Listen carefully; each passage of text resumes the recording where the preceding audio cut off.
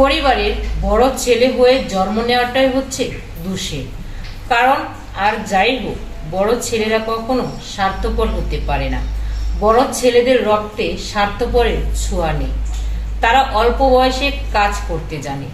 পরিবারের মুখের দিকে তাকিয়ে যারা ভালোবাসার মানুষটিকে হারায় তারাই হলো বড় ছেলে। বড় ছেলেরা কখনো মেয়েদের পিছে ঘুরে না, তারা টাকার পিছনে ছুটে।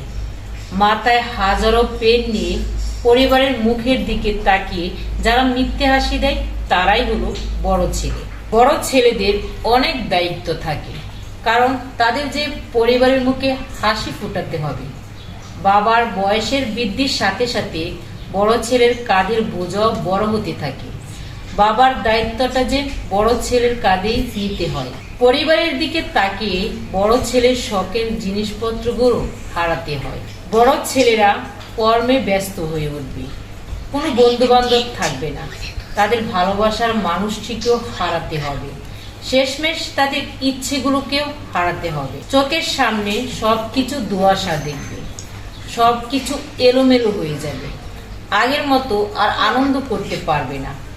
পরিবারের জন্য বা অন্য মানুষের জন্য কিছু করতে পারলে সব সময় মুখের কোণে হাসি ফুটে উঠবে।